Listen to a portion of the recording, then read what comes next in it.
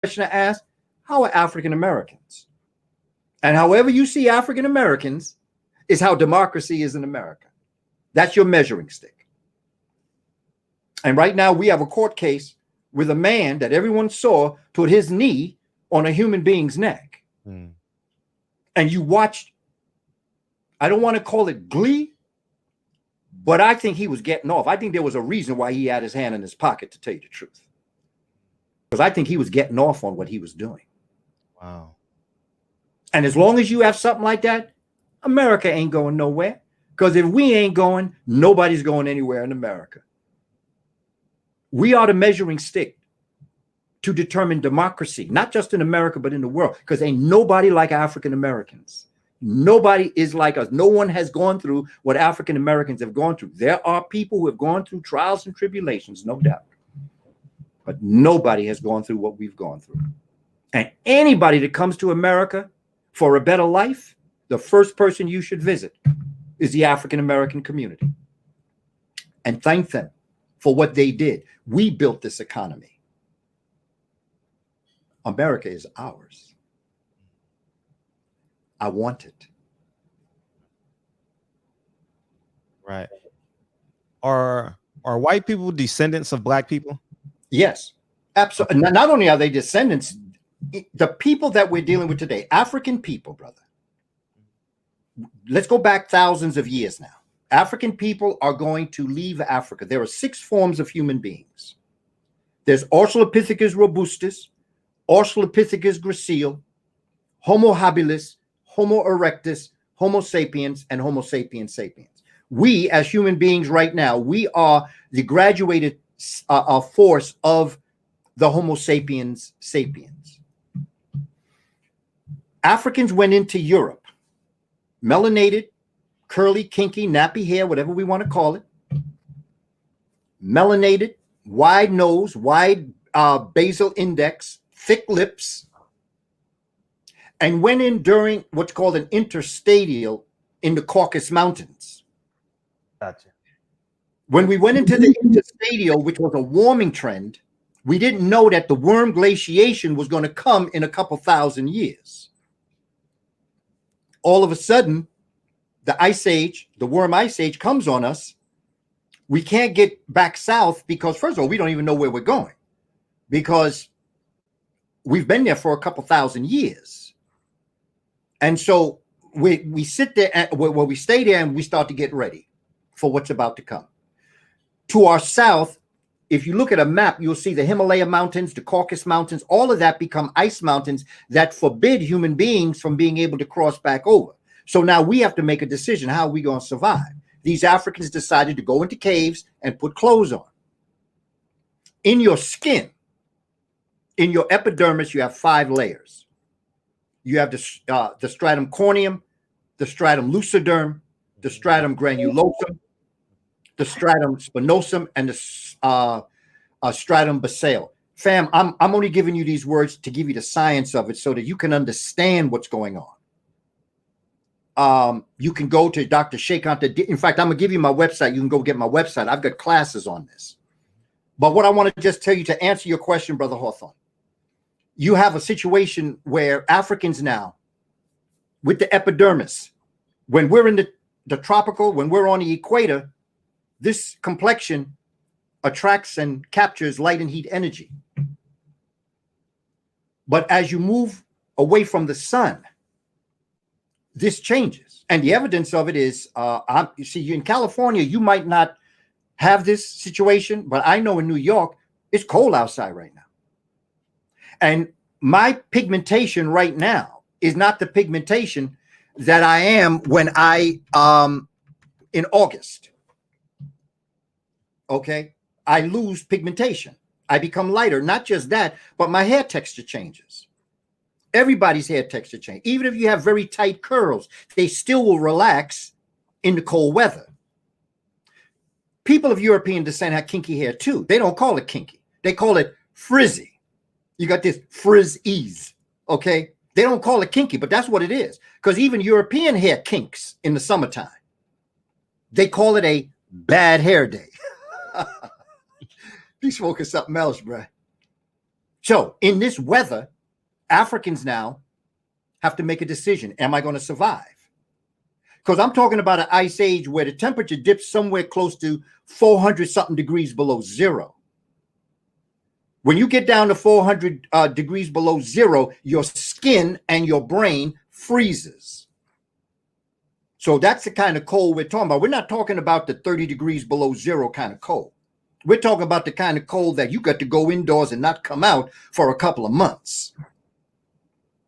In doing so, that melanated, kinky hair, wide nose, thick lipped person went through a change. In science, it's called cold contracts, heat expands. So this African went through a deep depigmentation process because they could not get the sunlight, because in the sunlight, the epidermis attracts and captures light, heat, and sound energy from the sun. You have a biochemical that is located in the two bottom stratum of your epidermis, in your spinosum and in your basale. See, fam, the other thing is we have to study. We have to study this, and we have to teach our children this. I taught my children this in 4th grade and 5th grade. We have to teach our children to understand so that when someone come at you and they talking about how black is bad and kinky hair is bad hair, you can come back and say, no, no, no, kinky hair ain't bad. In my hair follicle, in the sebaceous gland, I have an oily, waxy substance called sebum, S-E-B-U-M. Sebum opens up and it travels along the hair follicle and spreads itself over wherever the hair is. In the heat of the equatorial belt, that sebum protects your scalp from the harmful UVB and UVC rays. UVA is good. B and C is what's harmful. Sebum protects you. Now, I'm going to take you back to that African that left Africa and went into Europe. When they went into a colder climate, that sebum that was produced was not burnt off by the sun. So it was allowed to attach itself to the hair follicle, and that's what made hair straight. Family, kinky hair are antennas to the creator. That's why the straighter your hair, what do you call it? Dead straight. Because that sebum that has taken itself around and attached itself to your hair follicle has killed the protein. But when your hair is wiry and moving in the ellipse of the galaxy, you're picking up vibrations. You're on a cosmic frequency with kinky hair. That's why you have kinky hair, because the creator said when you were in Africa, before we went up into Europe, the creator said, I want to talk to you, so put your antennas up. And so that kinky hair just came up, Rasta dreadlocks, all that are antennas. That's why there's the biblical proverb that says, you shall not spawn the lock. That's the story of Samson. Samson got his strength from his Rasta dreadlocks because Samson was a black man. So that in this cold climate, the pigmentation is going to change. The nasal index is going to become narrow. The lips are going to become perched. The very skull is going to change from a prognastic jaw to an orthonastic jaw. And we can verify this scientifically. So when the ice age subsided about 5,000, 8,000 BC, and these Africans that had mutated from the African in Europe known as Grimaldi to the African that mutated from that Grimaldi, we call them the Cro-Magnon, C-R-O-M-A-G-N-O-N. Now, this Cro-Magnon, remember I told you about like something happens to the skin and the brain in very cold climate. Yeah. You know when you're eating an icy and you get a brain freeze? Well, that's sort of what's happening here. But this is prolonged. So what happened was the African that went into the cold climate depigmented themselves, changed their structure. Well, I'll put it to you like this. You take a grape and you put it in the sun the sun will absorb the liquidity of the grape, and the grape becomes a raisin. In the brain, you have a gland that is responsible for your spiritual growth. It's your oracle reader. It's your mother and father wit. It's called the pineal gland. It's shaped like a pine cone, in many ways like a grape. But when the African got into this cold climate, remember, the raisin is sun-dried. In Africans that morphed or mutated into the European, their pineal gland became decalcified, and that's what we call freeze-dried. Sun-dried raisin, freeze-dried pineal gland. That's why they come down there acting the way they act, because their pineal gland doesn't allow them spiritual growth.